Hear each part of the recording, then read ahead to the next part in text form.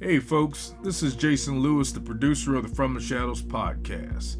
I just want to remind you about our website, FromTheShadowsPodcast.com. We have a Facebook page. We would appreciate it if you like and follow. Also, join our discussion group on Facebook called After the Shadows. We have a Twitter feed. Please follow us on Twitter. It can be found with @podcast_from. Follow us on Instagram at From the Shadows Podcast. We have a YouTube channel. Go to the search bar at YouTube and put From the Shadows Podcast, and please subscribe to that channel. We are also on the Odyssey Radio Network, and we can be found there at odyssey1.com. We're still on the traditional podcatchers that everybody loves to listen to us on. We get a lot of feedback, so please rate the podcast and communicate with whether you're on Spotify, Stitcher, TuneIn, Apple Podcasts, Podbean, or Google Podcasts. We're there, and we appreciate it when you leave comments for us. We also have a Patreon page. It can be found at www.patreon.com/FromTheShadows. You can receive books, stickers, coffee mugs, and special content just for our Patreon subscribers. Check it out for yourself and see what packages that we have to offer. Well, that's all I have for you right now, folks, and thanks for being a part of the From the Shadows podcast family. So with that being said, let's get this episode started. Hey, this is Shane Grove, the host of the From the Shadows podcast, and I want to announce a contest that we're going to be running with our guest, Glenn Adkins of the Ohio Squatch Project. At the end of the episode, we kind of talk about a product he has called a Squatch stick. The Squatch stick is featured in Finding Bigfoot. It's what they use to make tree knocks. So Glenn is going to send us an autographed Squatch stick. The guys on the podcast are going to autograph it, and then we're going to give it away to anybody who joins the After the Shadows Facebook page, our forum page, and gets 5 of their friends to join. So if you're already a member, it's even easy. Just invite your friends. If you can get 5 of them, you're entered in the drawing. If you're not a member of After the Shadows, shame on you. You're missing a whole lot of fun. But go ahead, find our Facebook group, join, and then invite 5 more of your friends. So the winner, Glenn says, if you get to show up to the Bigfoot conference at Salt Fork this year, he will meet you there and get your Squatch stick signed by the crew of the cast and crew of Finding Bigfoot. So that's kind of a cool deal that Glenn's agreed to do. So after you check out the episode, go find us on After the Shadows on Facebook and enter the contest. We're going to run it for 2 weeks. So 2 weeks from today, we'll announce the winner. So hopefully we'll see a lot of new members coming aboard. Thanks. Enjoy the episode. Hey, welcome everyone to this episode of From the Shadows podcast. I'm your host, Shane Grove, and with me this evening is the judge. Hey, good evening. Oh, gosh. You rip on that every time. I don't practice it. You better start, okay? I'm going to start preparing for this. You know De Niro was a taxi driver? You need to get in front of the mirror. I'm going to do it. I know you're looking at me. I know. Yeah. And then the ever-present Jason, the super producer. Greetings, everyone. So you guys doing good today? Hey, we're ready to rock and roll. Ready to rock and roll? Hard day in court. We're doing well. Hard day in court. We're ready to talk some Sasquatch. Oh, brother.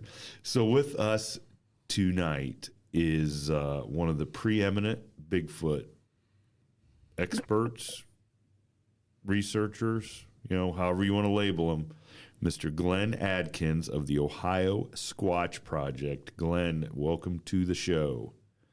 Thank you so much. In that introduction, I got to record it for my wife and tell her how important I am.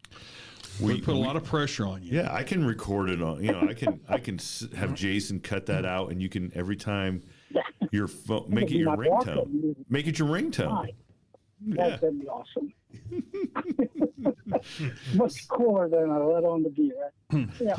Well, you think about the subject matter that you spend a tremendous amount of time on, and it's pretty cool. So, at least in the circles that we hang out in right now. So exactly. But we're excited to have you on because, from the Shadows podcast, we do a diverse set of cryptids and paranormal activities. But at the heart of about everything we do, it circles back to the big man himself, the rock star of the cryptid world, Bigfoot or Sasquatch. And I tell people that how many times do you hear about leprechaun sightings or, something along that line? You hear Bigfoot sightings. He's the top dog. Well, the thing about it is, the important thing about Bigfoot, I think, is he has, and I say he, the idea of Bigfoot has opened the door for other cryptids to basically be investigated, be talked about, come to the forefront. And, now, when you think about, and Grover and I remember this back when we were kids, In Search Of with Leonard Nimoy, you got the Loch Ness Monster and you got Bigfoot and you got aliens, and that's about it.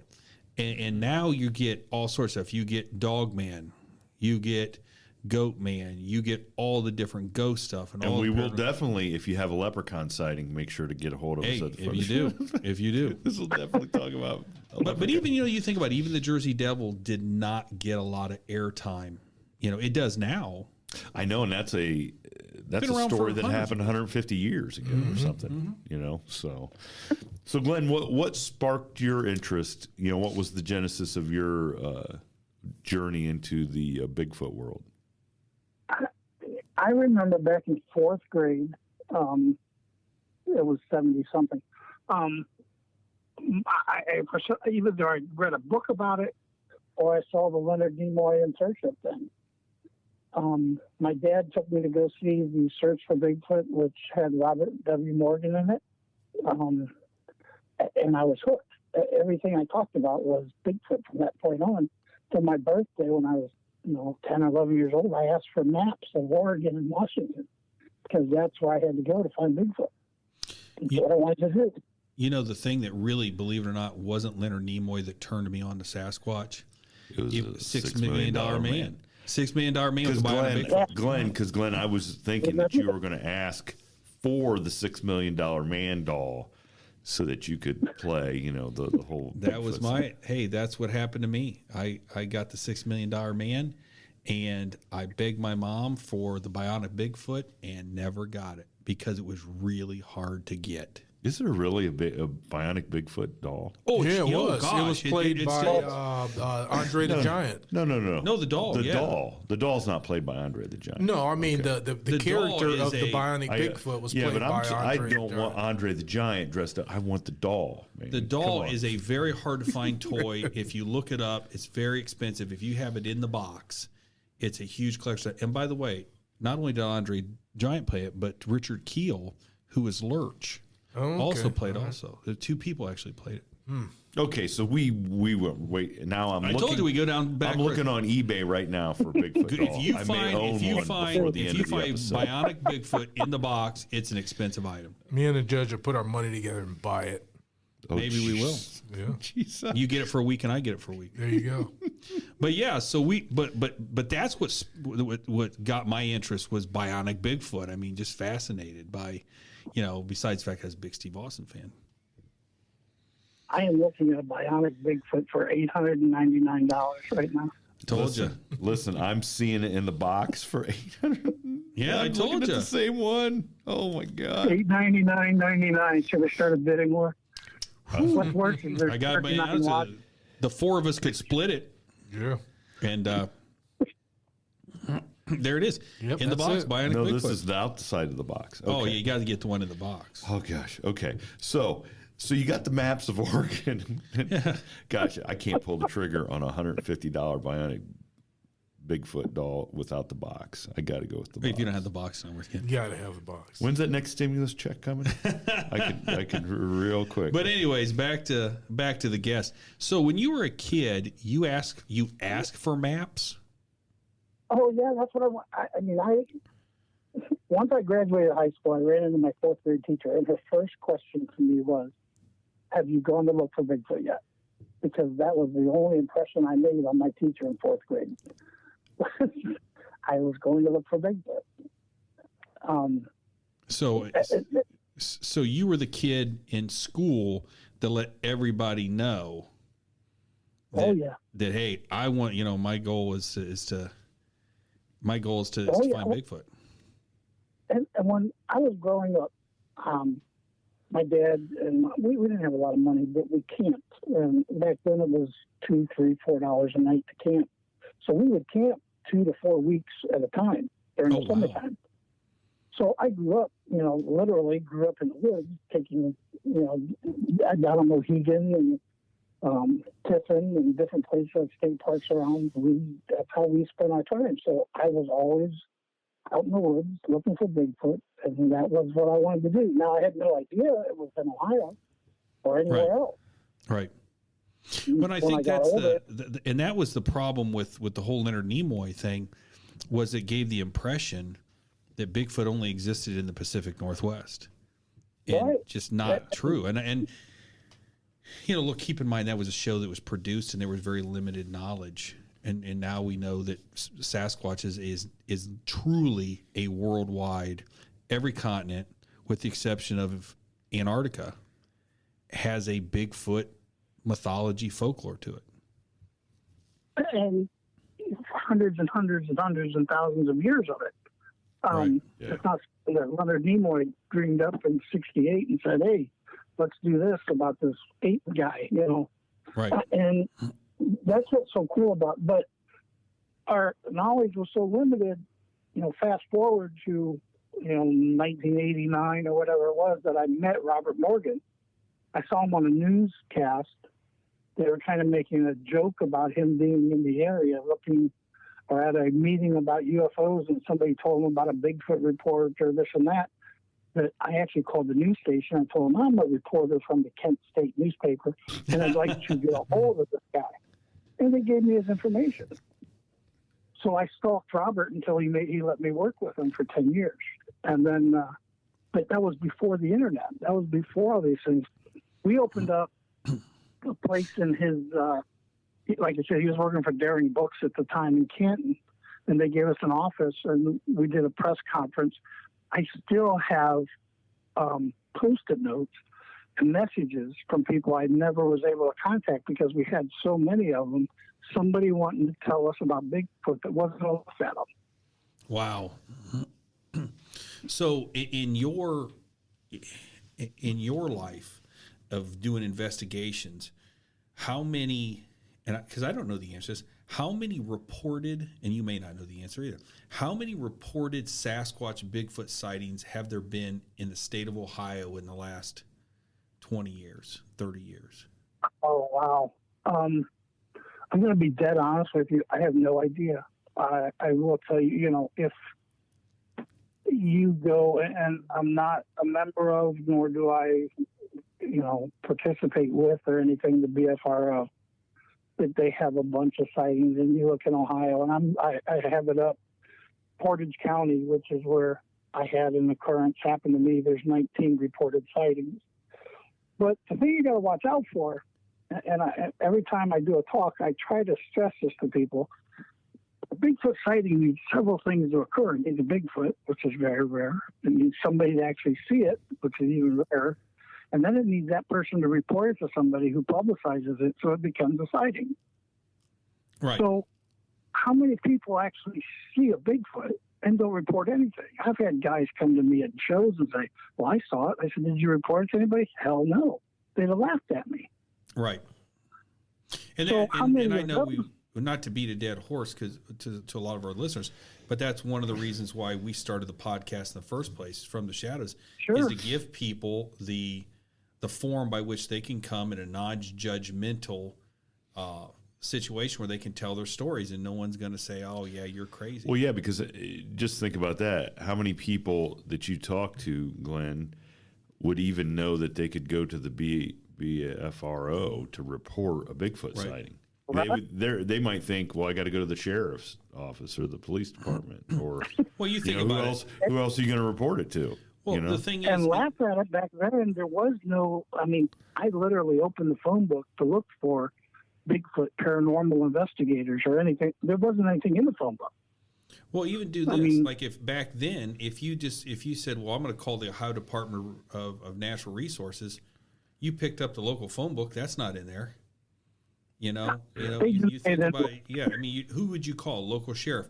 I got news for you. You call the dispatcher and say, hey, I think I saw Sasquatch, and they're going to be like, yeah, okay, click.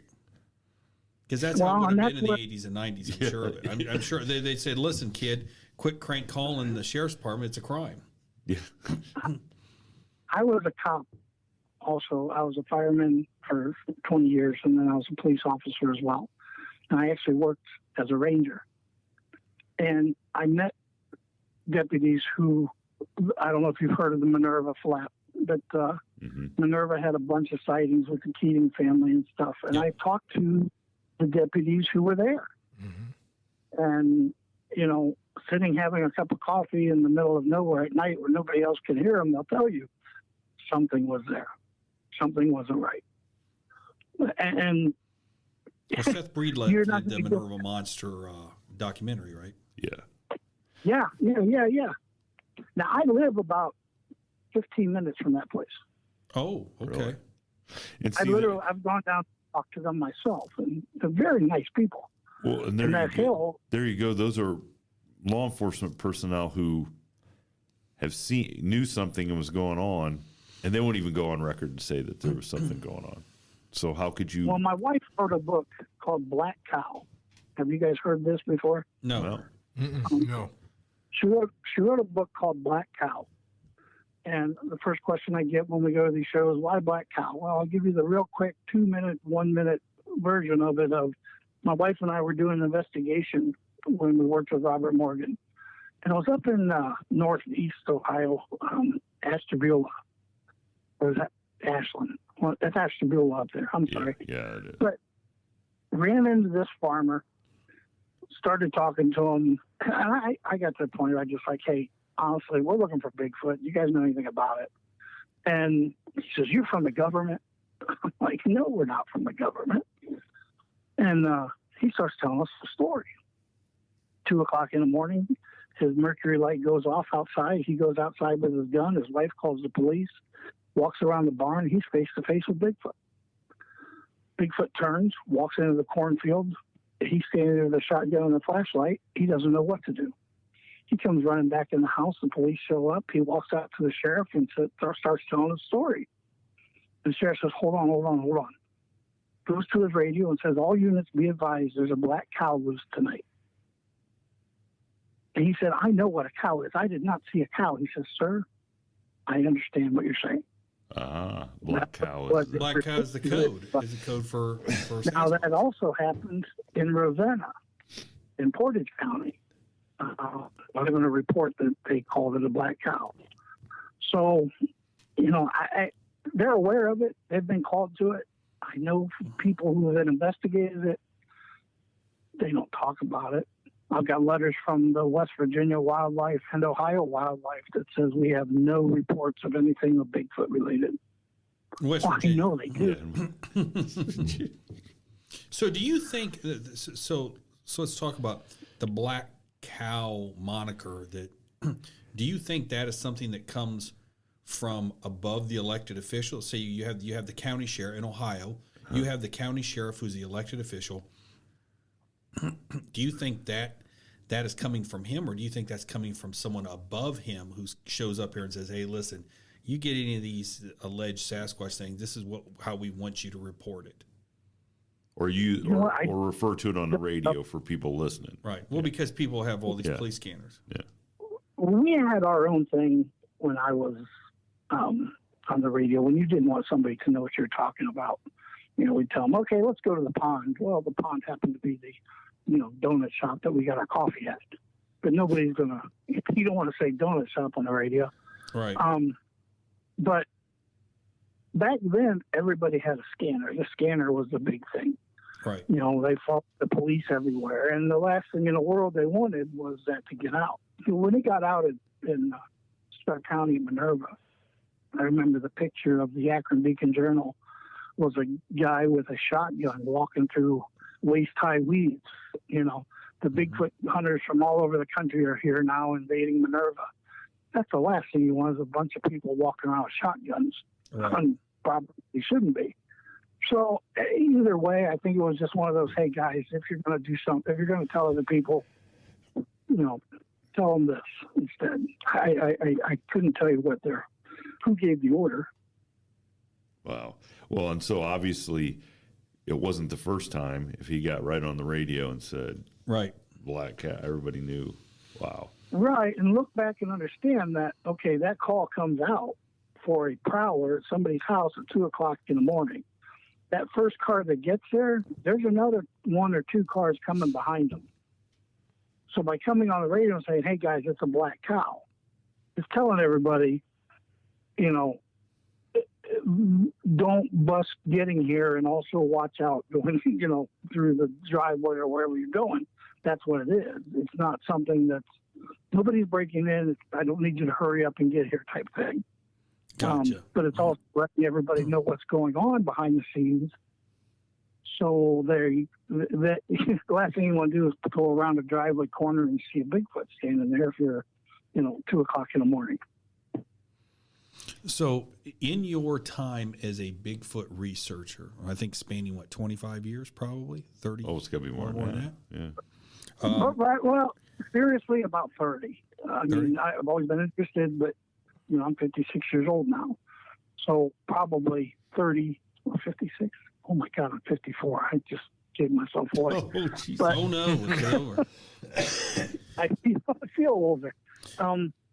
30 years is safe to say that I've actually been investigating. And So in your into 30 years, have you personally had any Bigfoot experiences where you've seen Sasquatch? Oh yeah, I had an encounter.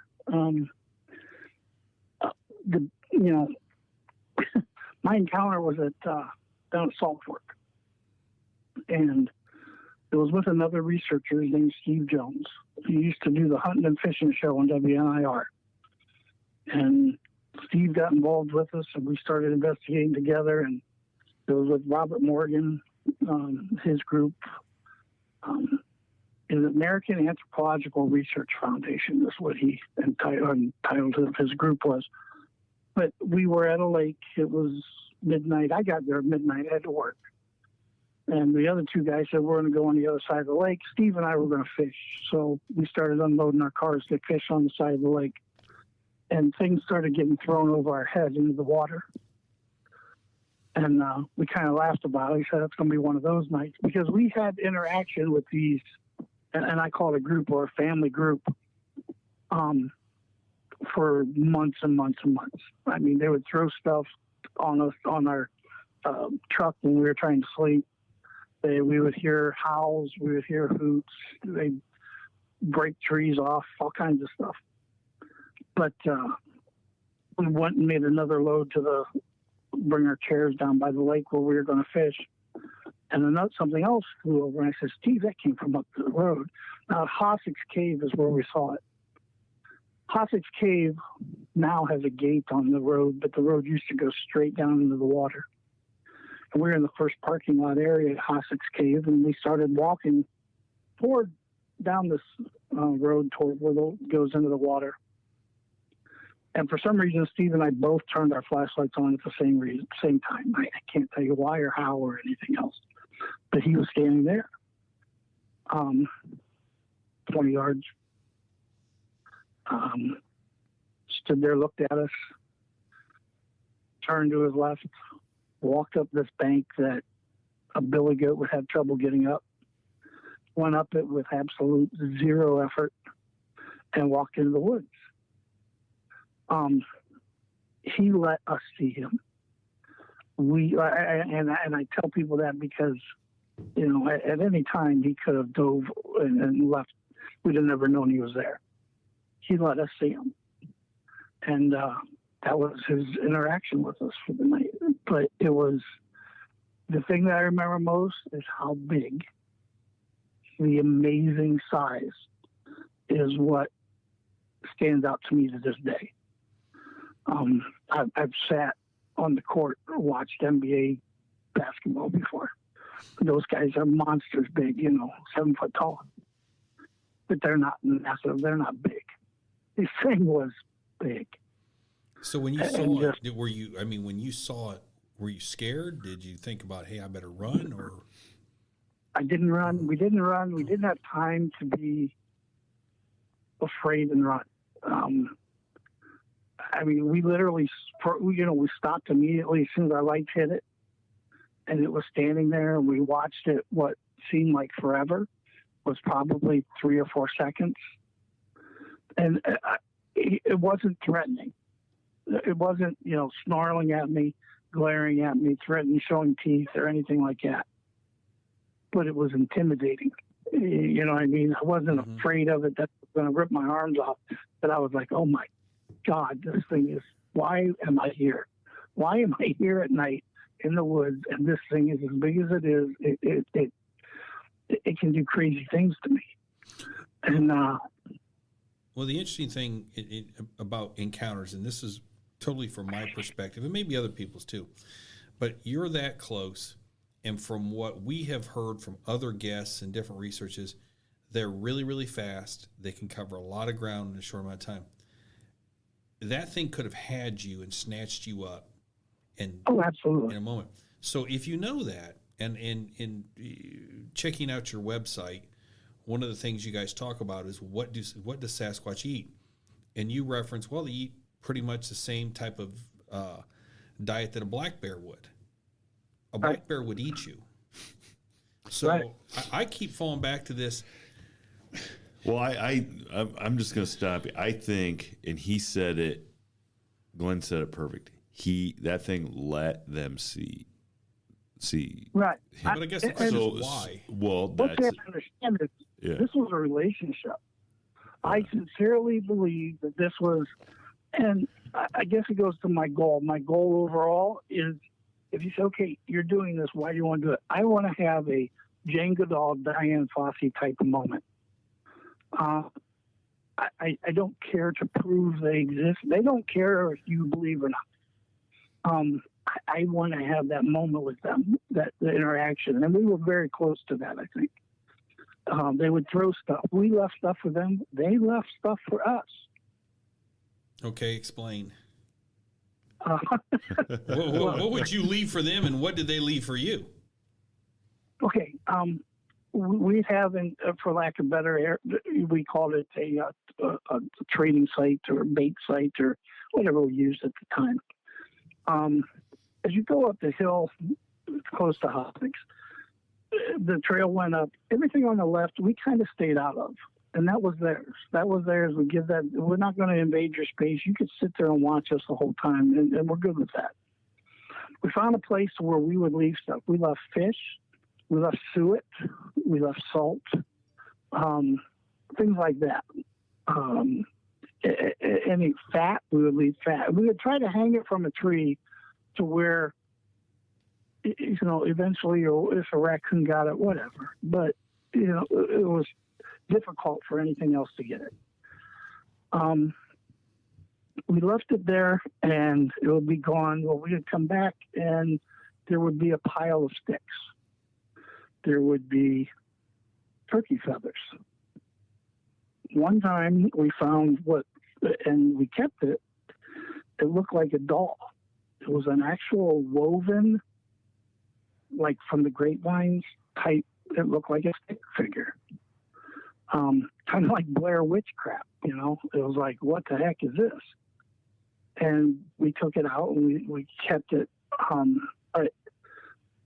We also, as we were delivering one day across the valley, a tree started shaking and was then pushed over. And we had it on video, on a VHS recorder. All these things, would happen up there. At nighttime when we'd sleep, they would almost play games. Steve had an old truck, the old aluminum cabs on the truck that he would put on the bed of it. And we would sleep back there. Now, you weren't allowed to sleep there, but that's how we got around it instead of putting up a tent. And we'd go in there, be just about to sleep, and a stick would fly on top of it and bang, or a rock would land on top of it and wake us up. And you could actually at times hear them running back up the hill. This was regular interaction that we had with them. We wore the same type of things. We got there, we would play music. We would do the same things. We would, we never acted aggressively toward them. I tell people all the time, you're not going to go out and find Bigfoot. They're much better at this game. You can't find me if I don't want you to. But they can find you if you're interesting enough. I'm sure the IRS would take that challenge. Well, they did find me the one time. So, Glenn, I was wondering, do you think that their interactions that they had with you guys was more on a playful nature, or do you think they were just trying to say that, hey, we know you're here, and we're this is our goodwill towards you, and we appreciate the goodwill that you showed towards us? We don't get any closer. Yeah. And like I said, we were never over aggressive with them. Steve and I had that sighting. Another guy in our group saw, and this was in August, what he thought was a boy in a brown winter coat running across the trail above him because it was small. And, once it hit him, oh my God, that's not a boy in a winter coat. That's a small Bigfoot. They were always watching us. They've had their chances. I mean, there were times where I'd sleep up against a tree. My wife and Bob went on a hike just if you go on Road 1 at Salt Fork. And this was 2 or 3 in the morning. I was sleeping. They walked out of Hossack's Cave area onto Road 1 and started up the hill. And down at the bottom of the ravine there's a swampy area. And on the other side of that swampy area, something started screaming at them. And my wife said it sounded like on TV where those great apes are just throwing a fit. And it sounded like it had a raccoon or something that it had killed that was beating against the tree, or it was beating against his chest or whatever, but just going crazy. Well, my wife, kind of has issues. She started walking down the hill toward it, and it stopped instantly. And it was like we joked away. It's like, this is the first time something's actually walked toward it when it's done a territorial display type thing at it. So, they interacted with us. We interacted with them. It was all happy-go-lucky, I think. It was. I never felt threatened at that location. I never felt threatened. There were other times, but not here. Well, that definitely shows signs of intelligence for sure. They're much smarter than we are. I mean, the things that they've existed for so long without, being proven, or however you want to put it. There's a limited number of them. I don't believe that they, inbreeding type stuff, or they would have, bred themselves out. But, if you're looking at 2,000 to 3,000 creatures in the United States, which is an estimate that,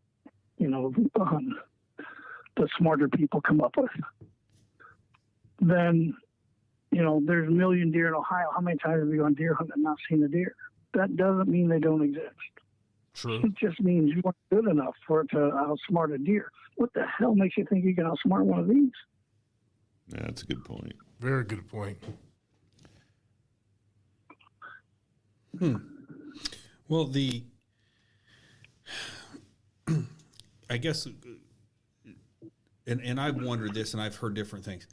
If you say there's only a couple thousand of these in the whole United States, in the entire United States, how do they breed? I mean, and when I say that, like for example, and I'm not asking you to describe it. I mean, this is a family friendly type show. But let's think about it this way. Take tigers for example. Sure. Tigers and bears, okay, and not lions. Tigers and bears. tigers are solitary animals. They're solitary hunters. Bears are the same way.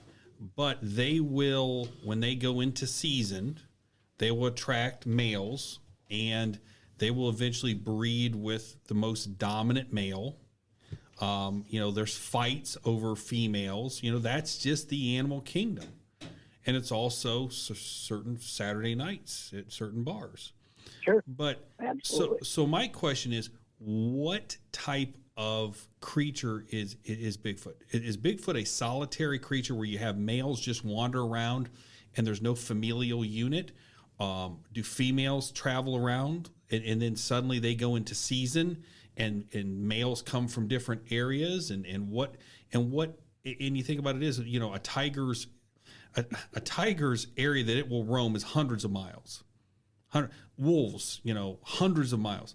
Bigfoot. I mean, a female Bigfoot goes into season. Do males come from hundreds of miles to try to breed with her? Or do they breed for like certain animals that that mate for life? What are we talking? Well, Bob Morgan, and I learned a lot from Robert. He was a great guy. Once you know him, he's a really good guy. A lot of people, didn't think he was all that. I learned so much from him. A lot of the Native American views and stuff like that. Mm-hmm. But Bob has written several books, and he was adopted by Nino Cochise. And back through the Indian and stuff, they even told him that they have family units. They have the day guards that watch the family sleep at night. They have the people, they have family roles and things that they do. If you look back at the Osterman, when he was abducted, he talked about a family unit. There's so many reports of family units. I saw a mom with 2 kids. There's a great video of a Bigfoot out that was, I think, taken in Utah, where mom is throwing a baby over her shoulder and running away. So many times and places around here that you're probably not familiar with, but like Minerva. Now, Bigfoot does not live in Minerva, okay? But Minerva is actually the beginning of the Appalachian Trail. So a Bigfoot walking through Minerva to head south to find a family, and he's reached that age of Dad says, hey, it's time for you to go out on your own. There's a good reason that he's walking through the hills of Minerva to head south. You can get just about anywhere over time without being seen in Ohio. There's woods that wait for dark. My dogs go crazy in my backyard every single night. And we sit here and we say, must be a deer out there. We don't get up and look. We don't care that much. We're in our house. The door's locked. We're warm. We're happy. We're going to bed. It takes a matter of 5 seconds for that Bigfoot to walk across where I could see him, and he's on to the next. So they do move around. They do, head south. They do head north. I don't think they migrate. I think that, they got nothing else to do. Semi-nomadic. Hey, remember when we went to this place and found these strawberries in, May? Let's go there. Off they go. We got nothing holding them. So your position is they live in sort of a congregation type thing like most primates do. Small family units, yes. Probably 4 or 5, maybe 6 at a time. But understand and you're saying that you believe that if a Sasquatch couple has a male offspring, that when that male offspring gets to where it's able to breed, dad does not want to compete with younger version, and so they basically drive it off to go find its own mate. Let me ask you a question. You growing up in your house, you got to a certain age, you and your dad didn't have to have a talk of, son, you're going to have to go out on your own right now and find your wife. This is a whole, you're opening up a whole nother can of worms talking about us and our dads. I mean, that's a whole nother We have a very unconventional, a very non-traditional, unconventional upbringing that the two. We understand what you're saying. Yeah, there comes a point in time where he probably. You don't have to have that discussion. Just kind of, that's what I'm going to do. Yeah. And we're already giving these. I refer to them as people. We're already giving them a intelligence. We're already, they have their own language. They talk with each other. They do all these things together. That's just the way they are. So, I mean, getting from point A to point B wouldn't be an issue. I mean, and we used to tell people, if you take a Navy SEAL, and you double their size, double their strength, give them the ability to browse like a black bear, make them immune to the weather, give them an ability to see better at night, and tell them the only thing you've got to do to survive is avoid people, because people are assholes. So you throw them out there and you let them go. I could do that if I had that ability. Just stay away from people. There's a lot of people that do that now. Just stay away from them. You talk about off the grid people, that's a big thing now. There's 15 shows on Discovery Channel about people living off the grid and by themselves. Yeah.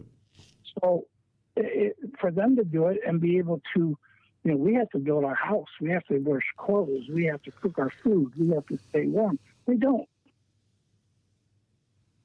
Right. Now, Glenn, I do want to ask you, we're telling the story about your interaction with that unit at Salt Fork there. You said you hinted that you had a couple interactions where you didn't feel quite so safe and warm and fuzzy. Right. Do you want? Would you like to share those? Well, I've been investigating for a long time, and we had different times where you would go somewhere and be like, what? You're just. I liken it to, if you walk into a room and you shouldn't be in that room because they were talking bad about you. And that's how you feel. Every room I walk in. Well, but that's the feeling we got. There was an area in Portage County, actually, that we got a report about. We went to look into it. We went there a few times, and it was just it was one of those places, no matter what time of the day you went there and no matter how much sun was there, it was swampy and it felt dark. So my wife and I and Steve Jones, and there were one other person with us, he started working with our group, but this was his last thing he ever did with us because it was kind of freaky and scary. But we walked down an old oil road, and usually we're joking around, laughing. They know you're there. Sneaking up on them is not possible. So just have fun. And everybody was kind of quiet. And I don't know why. I mean, they're just weird. So we walked this half mile into the woods. We get to where the swamp is starting, and we start walking, and we come up along this little gate. Now, the trail goes right around the gate. But we got to the gate, and everybody looked at each other, and everybody was just like, we all stopped. And it was just you had a feeling that you should not be there. They didn't want you there. It was like walking into a wall. And we started hearing breaks and snaps out. And I'm not talking about something walking. I'm talking about something taking a tree branch and snapping it.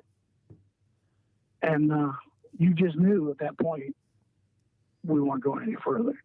And we didn't run, but we walked at a brisk pace. And it felt like somebody was right on our heels, actually pushing us the whole time. There was no stopping and joking around at the back, but it was really weird. It was hard to describe and hard to justify. I mean, it was like, guys, we're doing this because we want to, encounters. We want to run it, but nobody wanted to that day, and it was just kind of weird. It really was. But that type of stuff has happened. I've had them scream at me. That's always, when I say scream, you feel it more than you hear it. Your chest vibrates. Yeah, I've heard some recordings where I can't even imagine being within the area while that scream takes place and not evacuating all of your facilities right into your shorts. One of those first you say it, then you do it type thing. Yeah. It's just, you feel it. It's, to have that kind of lung capacity is amazing. And just when you start to that and you start to see some of the things they do on my website, there's a picture of me looking at a tree. And the tree has been snapped off. And to look at some of the things that they do, the snapping of the trees, Bob found an elk that actually had the legs twisted off, like a rotisserie chicken. How you twist the leg off of the rotisserie chicken to eat it? Yeah. Mm-hmm. This was an elk. This was an elk that had been killed. The legs were twisted off. Well, first of all, you have to have a hand to do it. And second of all, it wasn't a Bigfoot. What the hell was it that ripped this thing off like that? And to see the strength that they have, and I don't believe personally that they're monkeys, they're apes, they're anything like that, but I do liken their strength to that. I mean, you get a monkey, can rip people's faces off and, everything off like they do. The strength that they have, and then you quadruple their size to what a Bigfoot is. Can you imagine what they could do? What exactly then, through all your years of research, what do you think that they are? Where do they come from? I think they've been here longer than we have. Indians have talked about it, Like I said, we're just now starting to, we think we're a lot smarter than we are because we have the internet now. But the Indians, their legend and their stuff, they can go back thousands of years and can tell you they've been here forever. I talked to a guy when I was in Arizona. They were in Navajo. We went to a tour of this geological place, and they owned it. But the younger teenagers, 19, 20 years old, they were actually given the tours and stuff, and they were all you had to be native to that tribe to work there. And they were running people to the top of the hill, and I was down there. I was talking to them. I said, and I knew the answer to the question, but I wanted to get my Bigfoot questions in. And I was talking to one of the guys. I said, "Hey guys, I was looking at your museum up there, and they have a lot of books about skinwalkers. Is Skinwalker just a Bigfoot?" And he looks at me and says, "Dude, don't ever talk about skinwalkers. Skinwalkers are bad. They're the most evil thing in the entire world. Even mentioning them gives me, the chills. You don't want to ever talk about Bigfoot. It's just Bigfoot, man. He's out there. You can go see Bigfoot anytime you want. They're in there. Don't talk about skinwalkers." I'm like, I have, zero interest in skinwalkers, but I was like, well, I've never heard anything good about skinwalkers, so I don't know. No. Never heard anything good about them either. And we had another guest on talked about that very issue that, that you look at Native American folklore and, the cave drawings of the Indians drew what they saw. And there's representations of Sasquatch in all these cave drawings, right along next to buffalo and elk and deer. And so why do you believe that there was buffalo and elk, but not Bigfoot? Well, because we can see. We can shoot one. Yeah. We've Well, we have their bones, so they must exist. Yeah, exactly. We've got them on farms, and we eat bison. Yeah. Yep. But it just turns out the Sasquatch is a lot smarter than the buffalo. Well, and you know what? He's seen what we did to the buffalo. Bingo. Right. And like I said, they watch us slaughter the buffalo. They watch us, every time you have an encounter with a Bigfoot. Bigfoot comes up to somebody's house, grandma sees him, oh my God, call the police. Police show up, red light, siren blaring. If they run into the Bigfoot, there's that stupid gun that they have that shoots out fire and kills things. Everything bad. Well, Nobody imagine what they saw, what we did to the Native Americans. Right. These people are way too smart, and they've seen what we've done to everything else. Why would they let it happen to us? But the biggest reason, and I think the government, I'm not a conspiracy guy, but they have to know. But do you realize the damage that them knowing and coming out and saying Bigfoot exists would do, not only to religion, but just to the, forestry? My God, we stopped cutting trees for an owl, which is a good thing. I'm not saying it's not. Mm-hmm. Imagine what would happen if we have living, breathing creatures that are family units that are intelligent and can talk to each other, and we're cutting their forest down. Yeah, that happened. I mean, you talk about the spotted owl or whatever. I mean, you talk about a billion dollar industry. And here's an interesting statistic. There are more trees in North America today than there were 100 years ago. Really? Yeah. Well, that's because there are so many limitations on cutting now. But imagine if a really nefarious sports agent could figure out how to get a young Sasquatch and teach him how to either dribble, shoot, or run, or catch a football or something. I mean, you can't do that. I mean, seriously, you think about it. It goes back to the movie Gus when we were kids about the mule that would kick field goals. He could kick like a 90-yard field goal. No, that's silly. There's never going to happen. I'm doing a Jason. Yeah, dude. I mean, I saw it on Bugs Bunny. The elephant worked for peanuts. I mean, yeah. So we're going to put you on the spot because we like putting people on the spot, and we do this to just about everybody. Right now in contemporary Bigfoot society, there's two schools of thought. One is that Bigfoot is just a biological creature, and maybe it's some sort of hominid, et cetera, et cetera.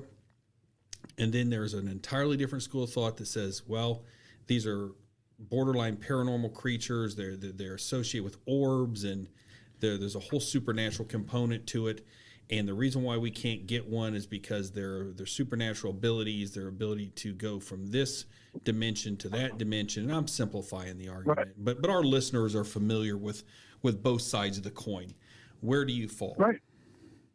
Wait a minute, before you answer. He left out there is a third category where it's like a mix where you got. Well, there's the alien aspect of it too. Okay. UFOlogy, maybe there's 4. See, now you're just talking crazy. Well, there's a combination because of, there's a combination of people that think that, it may be biological half the time, and other times that it may be somewhat supernatural. Yeah. Right. So, okay. So where do we fall on? Where do you fall on? And this? you have to have the right answer. So no, you don't. Just give your opinion. I will tell you what I tell everybody every single time when I get the question, what are they? Mm-hmm. They are what they are. And I'm not dodging your question. I'm it's just very saying Yoda-like right there. They are what they are. I think it's more my dad when he didn't know the answers. I am not nearly smart enough, nor claim to be, to come up with the answer for that. Because I'll be honest with you, I was out with Bob, and Bob, a lot of the Indians talked about that. Not interdimensional, but the lights and I've seen lights that don't belong there. And I've been like, what the hell is that? And why is that there? I've seen them. I can't explain them. Don't know anything. I didn't see Bigfoot go up in them or anything else. I also don't think, I think that they leave tracks. They eat. They're physical. But I think they're smarter than any ape or monkey, and I don't think that's what they are. I think that they've been here a long time. I think that they're their own group, their own people, their own whatever. But there's some really weird stuff that goes on. At the risk of being laughed at, and you know what? I'll tell you guys. And this happened in Stark County, at the edge of Stark County and Columbiana County. We had a report, and it happened on December 30th, because we got a report that night that a farmer that we knew, and we knew this guy, saw a Bigfoot across the street chasing deer in a field. And we were like, you're kidding us, First thing in the morning, we're all going to be there. And it happened to snow. And it snowed probably 3 or 4 inches that night.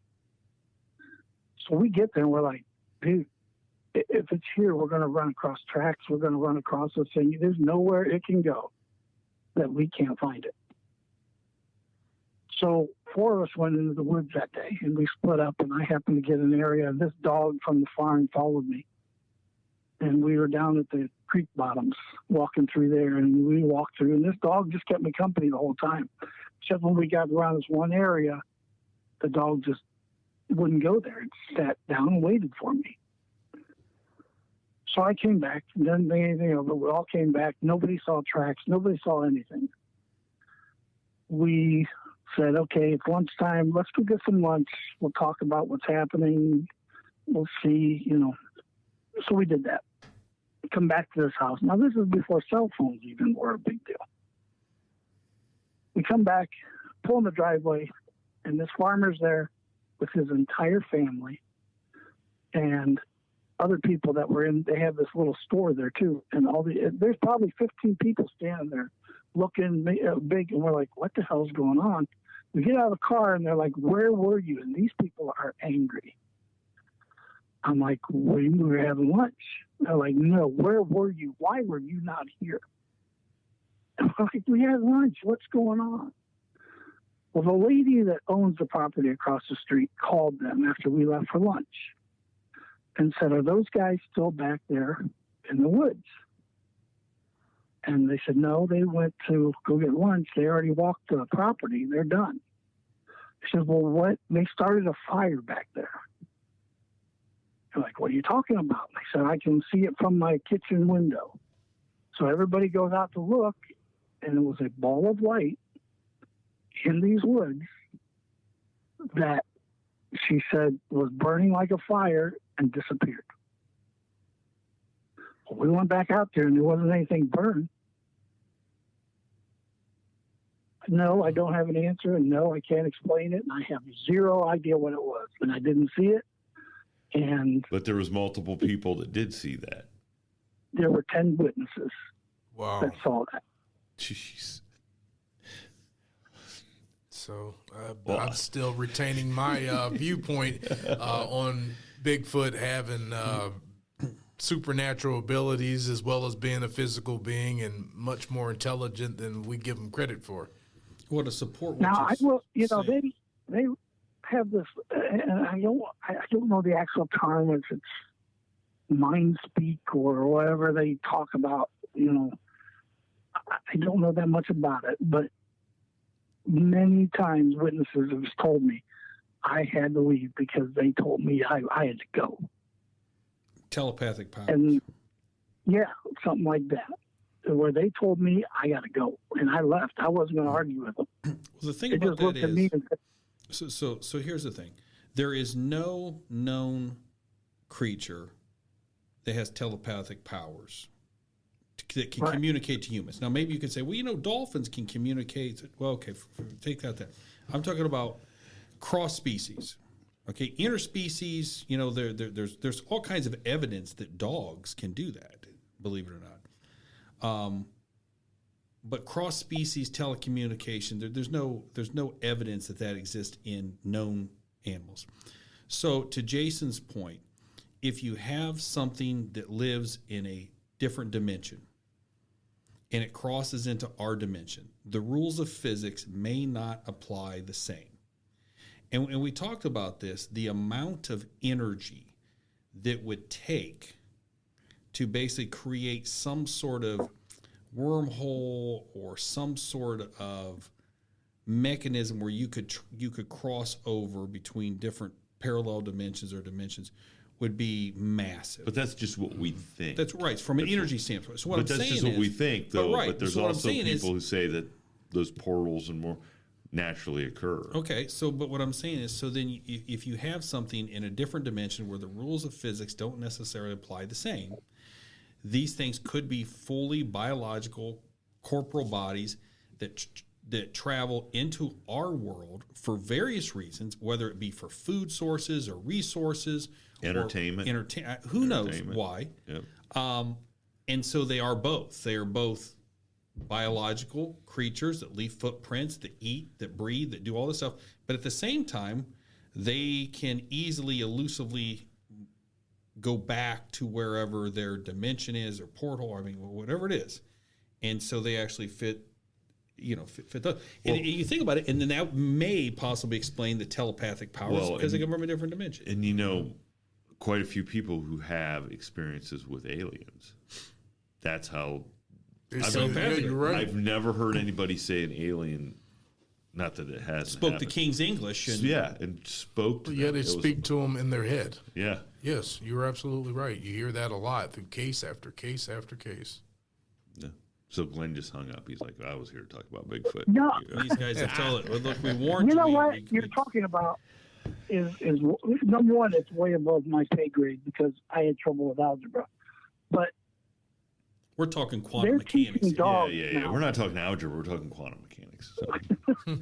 They're teaching dogs now in the military to be able to see infrared, or not see it, but detect it, and warn for it, and different things like that because of the IEDs. Now, if you put a camera, that's another cameras in the woods. Why haven't you gotten a picture? Look at, I bet you 90% of all the pictures that come out on a camera, the animal's looking at the camera when it happens. They know it's there. They know it's there. Mm-hmm. If we could teach a dog, why can't, I'm telling you, these things are a lot smarter than they're giving them credit for. And why can't they understand stuff that we don't? Dogs can sniff out cancer in people. They know when someone's about to have a stroke or a seizure. Right. Mm-hmm.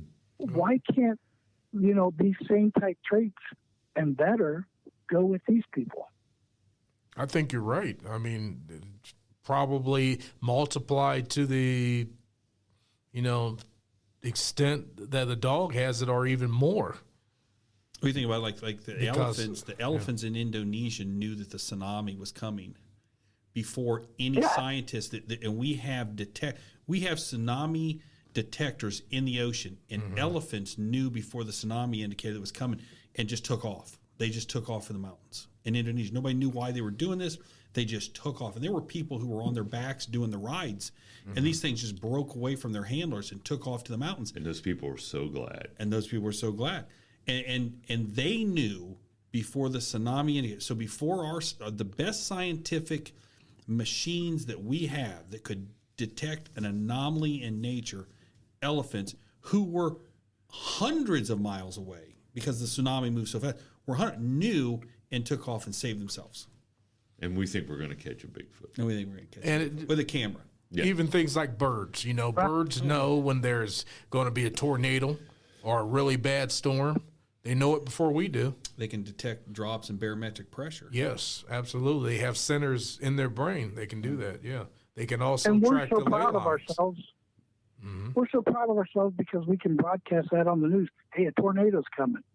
They knew that. Yeah, exactly. So, but hey, we've got Doppler radar and this and that, and we're so smart. Are we? No, we're not. Well, I think that the species of humans is pretty smart, but we are smart at what we are smart at. And then you say, well, you take something that lives in the forest and lives in the woods. Now you're talking about a different type of intelligence. The ability to survive. Yeah, of course. If you took Bigfoot and stuck him in Manhattan, I'm not sure how they would do. How good? Look, I'm a pretty educated guy. But if you drop me in the Pacific Northwest, I would die because I don't know how to start a fire with nothing. I mean, I've watched it on TV, but I know if you gave me, I couldn't do it. I would die. Although I'm pretty smart for where I'm at, I would be completely ignorant and unable to survive in that environment. I mean, put Bigfoot in a robe and put him on the bench. We'll say he makes him. I don't know. Don't ask. A guy used to say, they are totally adapt to their environment. We adapt the environment to us. Yes, that is true. That is the difference right there. Yeah, they get, the deer that have the hollow hair to, wick away water and to keep them warm and stuff. They're made for that. Mm. We're not the biggest and baddest in the valley anymore. So Glenn, I want to, for all of our Ohio listeners or people who may want to come to the Buckeye State, where do you think the squatchiest place in Ohio is? If you were a ardent Bigfoot researcher and wanted to try your hand at, after we've just told everybody it's impossible to go out and find one, let's say. Which is impossible, but they can find but you. Go out there and let them find you. Yeah. So where would you say, not to give away your honey hole or your sweet, Well, you won't. And the place that I would send people, I mean, family, there's all your state parks have had, Mohegan State Park has had multiple sightings. Actually, Bobo from Finding Bigfoot saw one very close to the Class B campground. He told me about it, and he said he thought it was a person at first because they were walking toward each other. Salt Fork, of course, has, again, you go back to, people are like, Salt Fork is the mecca of Bigfoot, activity. Well, it's the mecca of summertime activity for people. When you throw that many people in one area, and if there's any Bigfoot that will all go through there, they're going to see them. So, if I had 2 weeks and was told pick any place in Ohio, I would head down to Wayne National Forest. Mm-hmm. You have hundreds of miles that are just uninhabited, and God knows what's out there. But Wayne National Forest, down that area, Jackson County, those type of counties. And if you look online, there's not a lot of sightings for that area, but there's not a lot of people for that area. So Glenn, give our listeners, we want to help you promote your. You got a pretty cool product that for anybody that wants to go. And so we can tie this in. If you want to go to the Wayne National Forest and try your hand at Bigfooting, you need to see what Glenn has to put in your tool belt to go down there. It's actually called the Squatch stick. The Squatch stick, yes. You know what? I was at Hossack's Cave with Bob Morgan the night I thought of this 20-some years ago. And we heard a tree knock in the middle of the night. And I didn't have anything to knock on the tree with. I picked up what I thought was a log. It was a tree. It was attached. Picked up another log, hit one time, and it smashed because it was rotten. I needed something I didn't have. This you can carry in your pack. They used it on Finding Bigfoot when they would knock on trees. They were using actually my product. So I just sent some out to the other show that's on Discovery now. They're using it also. Expedition. It's a hardwood. Bigfoot. Yeah, actually, Russ. Yeah. I met Russ years ago. Classy guy. But he's going to start using it, and it actually works. I mean, I'm not telling you. It's like a miniature baseball bat, right? Yeah, it looks like a little. It looks like a miniature baseball bat. Comes in different colors. Yeah, that same company that makes the professional bats makes my stuff. So it's made out of wood or of ash or oak or maple, and the same hardness and everything else. It's not going to break. Easy to carry. Find it on my website, ohiosquatchproject.com. And if you have a report or you have a sighting or you, like I said, I'm not going to laugh at you. Send me an email, get a hold of me, and I'd love to maybe come out to your house and hang out and hear the things that go bump in the night. I like it. Now, is there a disclaimer for the Squatch stick that it's not to be used on mailboxes or domestic partners? To knock on a tree when you're looking I mean, for look, Bigfoot. I got to be honest. That's it. This is a fantastic looking thing if you were hanging out the side of your buddy's Ford pickup truck back in the 80s. You know what? Send me your address. I'll send you guys one. That way you guys could practice. Oh, we'd love it. Oh, practice. And if anybody out there, if anybody out there wants to donate an in the box bionic Bigfoot doll, we'll take it.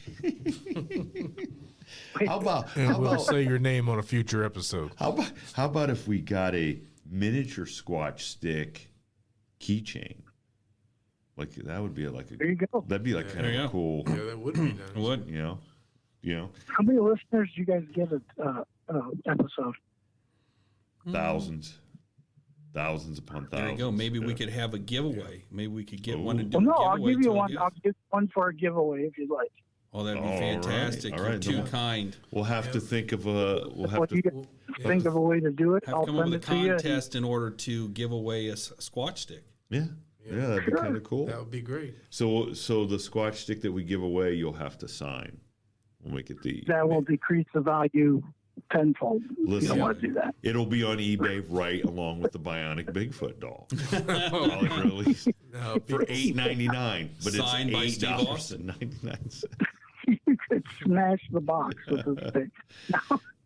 So everybody, I encourage everybody on Facebook, go check out the Ohio Squatch Project. There's a lot of cool posts and stuff, and that's probably a good way to get a hold of you, right, Glenn? Through that, or you go to your you website. can get a hold of me through there.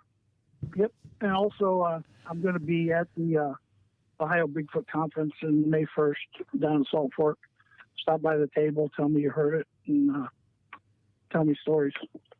All right, sounds good. Sounds great. And in the meanwhile, our host will get a nice competition together so we can have a giveaway. We'll figure out how to give it away. And if you win the Squatch stick and show up at the Bigfoot conference, then we expect you take the stick and you and Glenn, it'll be a nice little go on our wall of fame that we don't have. But you know what we'll do is we'll take the stick, and I'm sure the Finding Bigfoot crew is going to be there. We'll have them sign it and get pictures, and they can send you the pictures from them. Oh, there you So go. they can- That would be outstanding. Yeah. Awesome. Yep.